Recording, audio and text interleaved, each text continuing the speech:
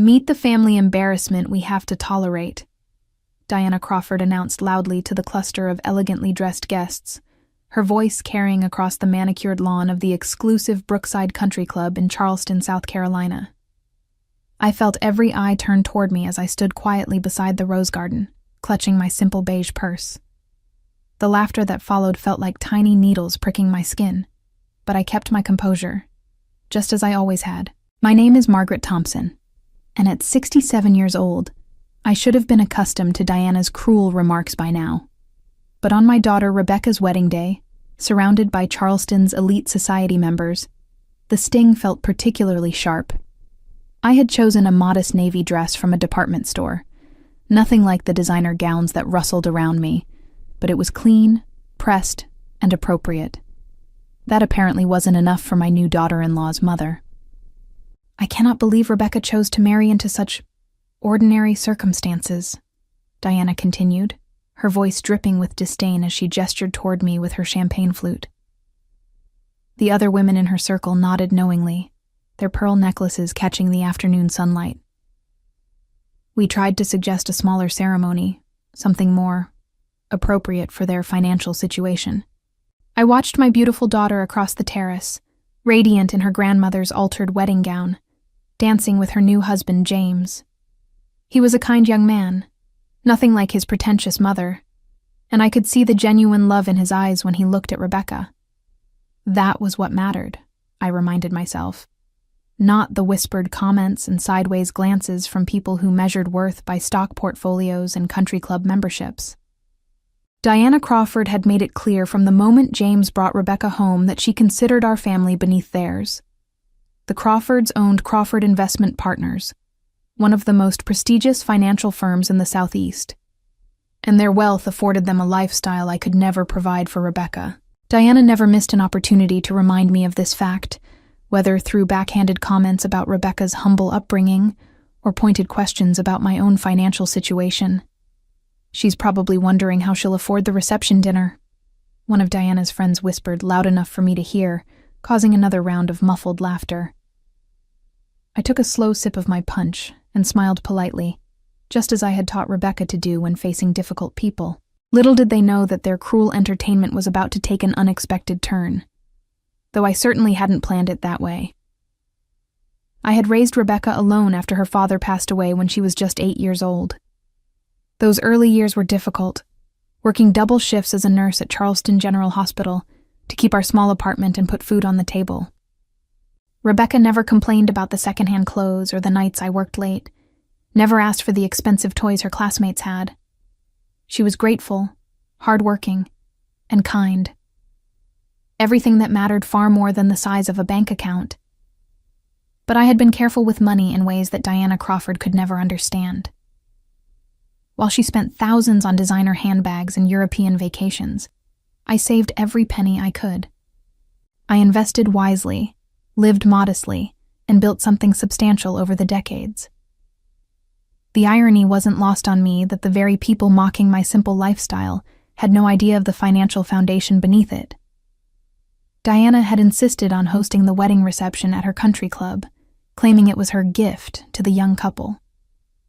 In reality, I knew it was another opportunity for her to showcase her superior social standing while making me feel like an unwelcome charity case.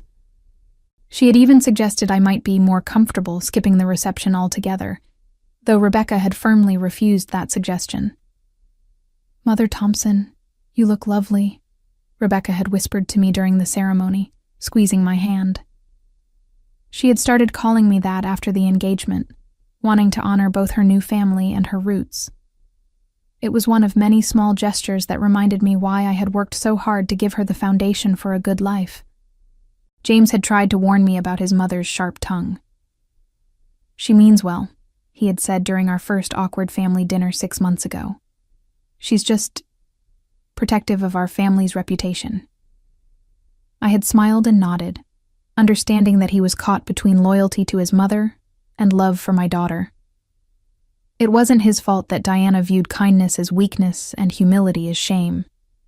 The wedding had been beautiful despite Diana's constant criticisms during the planning process. She had questioned every choice, from the flowers to the music to the guest list, always with the underlying message that our preferences were somehow inadequate. When Rebecca chose to wear my mother's pearl earrings instead of the diamond set Diana had offered, Diana had sighed dramatically and muttered something about sentimental over sensible. Now, as I watched the woman who would soon be sharing holidays and family gatherings with us, I wondered if she would ever see past her own prejudices. The guests around her were hanging on every cutting remark, clearly entertained by her performance at my expense. But I had learned long ago that dignity came from within, not from the approval of people who measured worth by material possessions. The humiliation reached its peak when Diana decided to make her cruelty even more public. She tapped her champagne glass with her wedding ring, calling for attention from the entire reception. "Ladies and gentlemen," she announced, her voice carrying the authority of someone accustomed to commanding rooms full of wealthy investors, "I'd like to take a moment to welcome our new family member." Every conversation stopped. Rebecca and James paused mid-dance, looking toward Diana with expressions that mixed hope and concern. I felt my chest tighten, knowing that any speech from Diana was unlikely to be kind, but I straightened my shoulders and prepared for whatever was coming. "Margaret Thompson has joined our family today," Diana continued, gesturing toward me with theatrical flourish.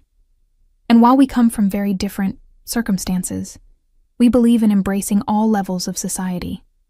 The pause before circumstances was deliberate, calculated to draw maximum attention to our perceived difference in social class.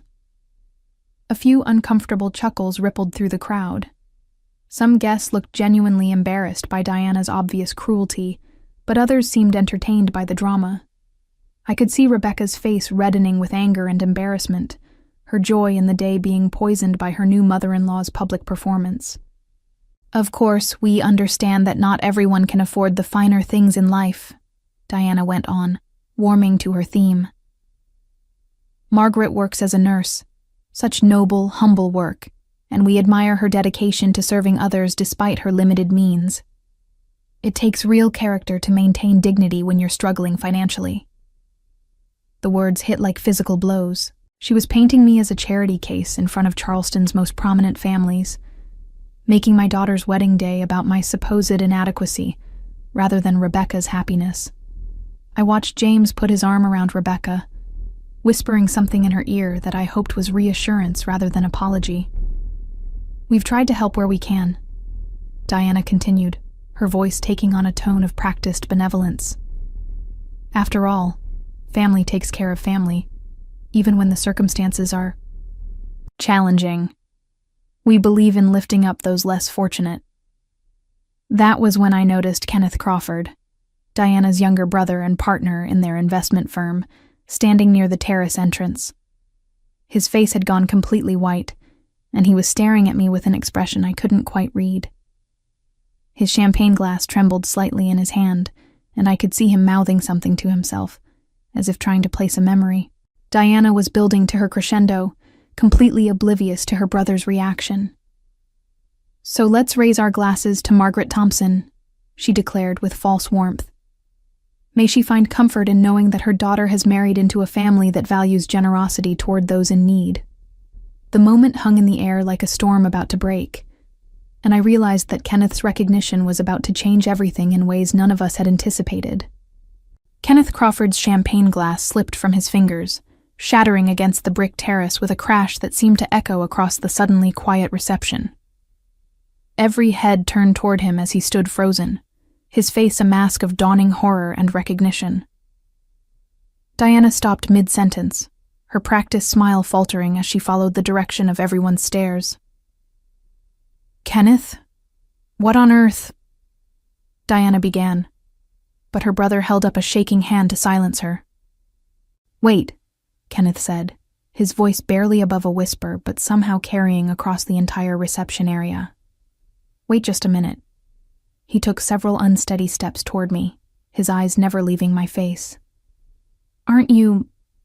oh my God, aren't you the anonymous investor who owns our entire business?" The silence that followed was absolute. Even the evening breeze seemed to pause, as if nature itself was holding its breath for what would come next.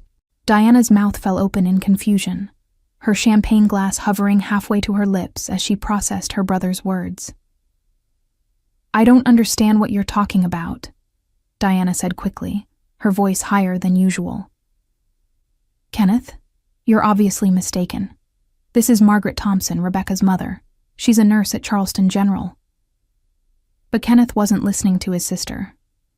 He was walking toward me now, his steps gaining confidence as recognition solidified into certainty. "The quarterly meetings," he said, more to himself than to anyone else. "The signed documents. Margaret Thompson of Thompson Holdings." He stopped directly in front of me, searching my face for confirmation. "You're MT, aren't you? Our silent partner." I had dreaded this moment for 3 years, ever since Rebecca had first brought James home for dinner. When she had mentioned his last name, I had felt a chill of recognition, but I had hoped the connection would never surface. Crawford Investment Partners had been struggling badly when they approached my investment firm, desperate for capital injection to avoid bankruptcy. They had never met me in person. All negotiations had been handled through intermediaries and legal representatives. "I think there's been some confusion," I said quietly, though I could see from Kenneth's expression that denial was useless. The pieces were falling into place for him, and there would be no stopping the revelation now. $25 million, Kenneth said, loud enough for the entire reception to hear. "You provided $25 million in capital when we were facing complete financial collapse. We've been sending quarterly reports to Thompson Holdings for 3 years, never knowing." He trailed off, looking back at his sister with an expression that mixed shock with dawning dread. Diana's face had gone from confusion to pale understanding. "That's impossible," she said, but her voice lacked conviction. "Kenneth, you're making a terrible mistake.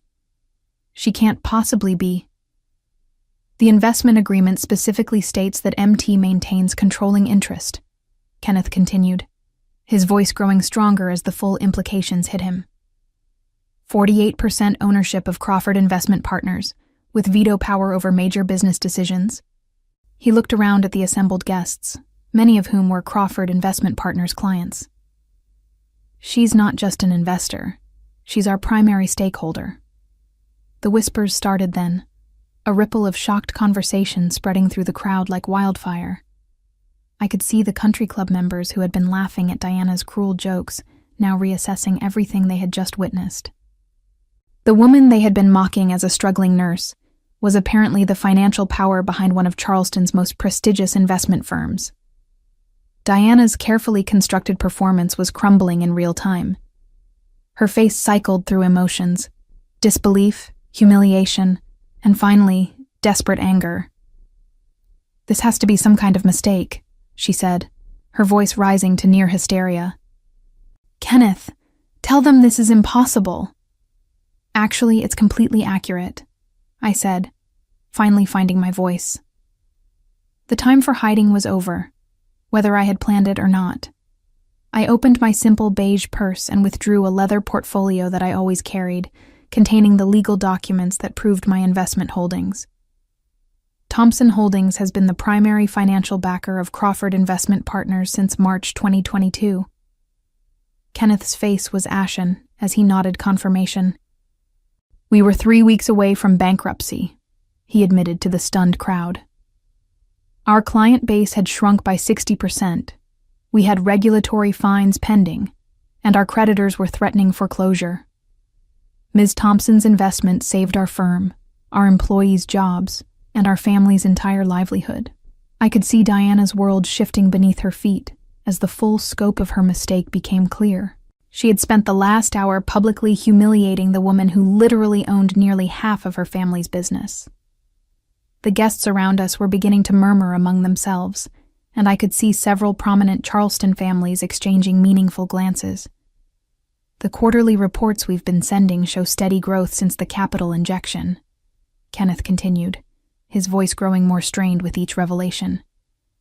"Our client assets under management have increased from 42 million to over 200 million. We've been able to expand our services, hire additional advisors, and maintain our reputation in the community.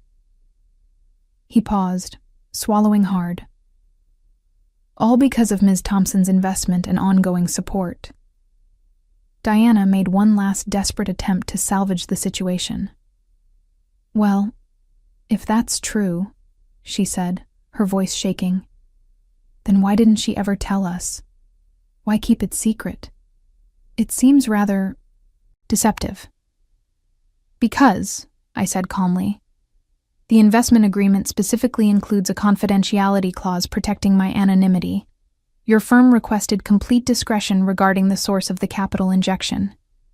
I respected that request, just as I respected your family's need to maintain your professional reputation without outside interference. The implication hung heavy in the air. Diana and Kenneth had actively sought to hide their financial crisis and their dependence on outside investment. They had wanted to maintain the appearance of family-owned success while secretly relying on my capital to stay afloat. Kenneth looked like he might be sick. Diana, do you understand what you've done? He whispered, loud enough for nearby guests to hear. She could withdraw her investment at any time. The agreement includes termination clauses that allow her to liquidate her position with 90 days' notice. 90 days, Diana repeated numbly, the full weight of her public humiliation finally sinking in. Around us, the country club elite who had been laughing at her cruel jokes were now watching her complete social destruction with fascination. The woman who had positioned herself as Charleston's arbiter of social worth had just revealed herself to be entirely dependent on someone she had publicly ridiculed. Ms. Thompson, Kenneth said, turning to address me with a respect that was painfully absent from his sister's earlier performance. I want to apologize on behalf of my family for any discomfort you've experienced today. I had no idea you were Rebecca's mother. And if you had known, you would have treated me differently, I interrupted gently. But the person you're apologizing to is the same person your sister spent the last hour mocking. The only thing that's changed is your understanding of my financial situation. The truth of that statement settled over the reception like a blanket, and I could see it registering on faces throughout the crowd. Diana's hands were shaking so badly that she had to set down her champagne glass on a nearby table.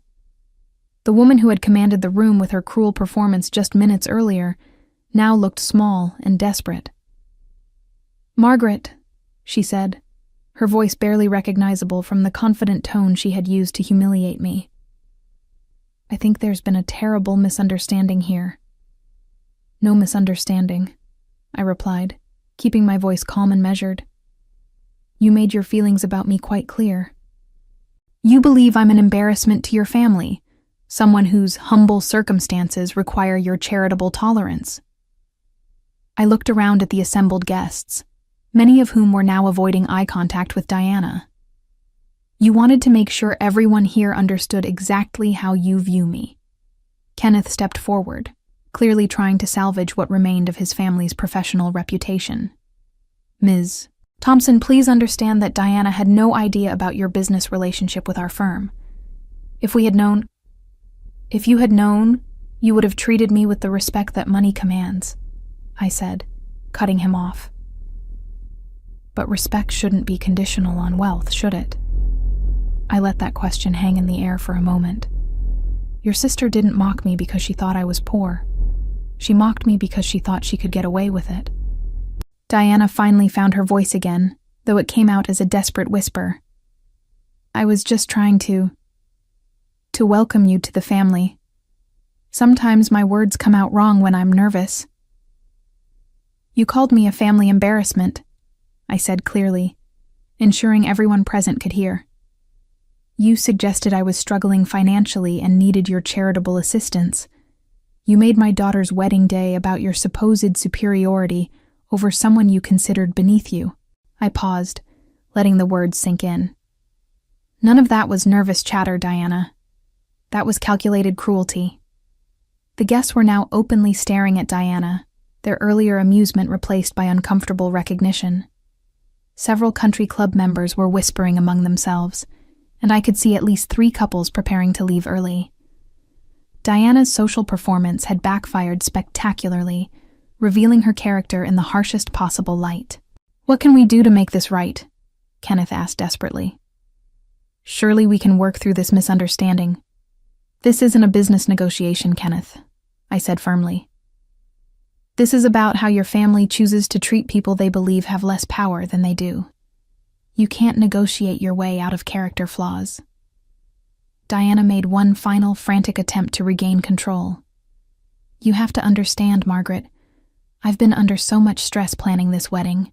I wanted everything to be perfect for James and Rebecca. Sometimes when I'm anxious, I say things I don't mean. The wedding planning stress made you call me an embarrassment in front of 100 people?" I asked, raising an eyebrow. "It made you suggest that my financial struggles were something to pity?" I shook my head. "Diana, the stress revealed who you really are. It didn't create a different person." Kenneth was looking around frantically, clearly recognizing that his sister had destroyed not only her own reputation, but potentially damaged their business relationships as well. Several of their clients were in attendance, and word of this disaster would spread through Charleston's tight-knit financial community within hours. "Please," Diana whispered, her carefully applied makeup now streaked with tears. "You have to understand that I never meant for this to happen. I would never intentionally insult someone important." She stopped, realizing what she had just said. The silence that followed was deafening. "Someone important," I repeated, letting Diana's words echo across the terrace. "That's the heart of it, isn't it? You're not sorry for being cruel. You're sorry that you were cruel to someone with power over your family's future." Diana opened her mouth to protest, but no words came. Around us, the guests were witnessing the complete collapse of her social facade. The woman who had positioned herself as Charleston society's moral authority had just admitted that her apologies were based solely on my financial influence, not on any recognition that her behavior had been wrong. Kenneth was desperately trying to calculate the damage. "Ms. Thompson, I want you to know that Diana's views don't represent our firm's values or our family's true feelings. We have the utmost respect for you and your investment partnership." "Do you?" I asked quietly. "Because your sister just spent an hour demonstrating exactly how your family treats people they believe are powerless. The only difference now is that you've discovered I'm not powerless." I looked directly at Diana, who was still standing frozen in shock. "The question is, what would you have done if Kenneth hadn't recognized me? How would you have treated Rebecca's mother for the rest of our lives together?" The truth was written clearly on Diana's tear-streaked face.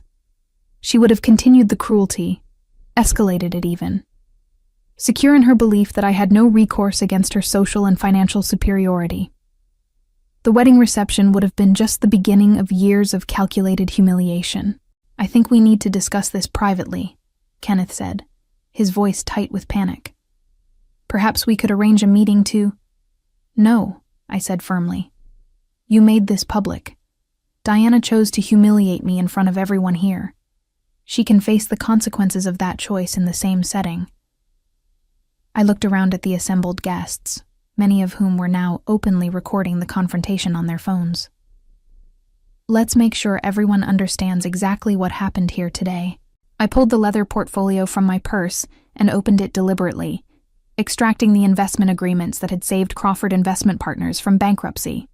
These documents represent a $25 million investment that has enabled your family to maintain your lifestyle, your business, and your social standing, I said, holding the papers where everyone could see them. Without this capital injection, Crawford Investment Partners would have closed its doors 3 years ago. Diana's face crumpled as the full scope of her humiliation became clear. Not only had she publicly attacked her family's most crucial business partner, but she had done so while celebrating that partner's daughter's wedding. The irony was devastating. She had mocked my supposed financial inadequacy while being completely dependent on my wealth for her own family's survival. The investment agreement includes several interesting clauses, I continued, flipping through the pages, including my right to terminate the partnership with 90 days written notice and my veto power over major business decisions. I looked directly at Diana, It also includes provisions for protecting the investor's reputation and ensuring professional treatment in all business relationships. Kenneth's face went white as he understood the implications. Ms. Thompson, surely we can reach an understanding. You've already shown me your understanding, I interrupted. Diana made it perfectly clear how your family views people they believe are beneath them. The only thing that's changed is your knowledge of where the power actually lies. I carefully returned the documents to my portfolio. I'll be in touch with my lawyers next week to discuss the future of our business relationship. Diana finally found her voice, though it came out as a broken whisper. Please, don't let this destroy everything we've worked for. Think about James and Rebecca. I am thinking about them, I said coldly. I'm thinking about the family they're marrying into. Diana Crawford's reputation in Charleston's exclusive social circles was irreparably destroyed within days of the wedding disaster. Country club members who had witnessed her cruel performance spread the story throughout their networks, making her a cautionary tale about the dangers of judging others by appearances rather than character. Her membership in several prestigious organizations was quietly terminated when society leaders learned she had publicly humiliated the anonymous investor whose $25 million had saved her family's failing business. Client confidence in Crawford Investment Partners plummeted as word spread through the financial community about Diana's appalling judgment and treatment of their firm's primary stakeholder, resulting in significant account withdrawals and forcing Kenneth to offer her a purely ceremonial role with no client contact. The investment firm faced months of uncertainty as I explored options to withdraw my capital and partner with more appreciative firms, ultimately agreeing to maintain the investment only after Diana was completely removed from any business operations, and Kenneth implemented comprehensive sensitivity training for all family members involved in the company. As I watched Rebecca and James drive away from their reception, their happiness unmarred despite the day's drama, I felt a deep sense of satisfaction that went beyond simple revenge. The young couple would build their marriage on a foundation of genuine love and respect, free from the toxic influence Diana had planned to wield over their lives, and they would always know that true worth comes from character rather than bank balances. Sometimes the most powerful response to cruelty is simply allowing people to discover how profoundly they have misjudged those they choose to mock, proving that dignity and strength often hide behind the most unassuming facades, waiting for the right moment to reveal themselves and restore the balance that prejudice had tried to destroy.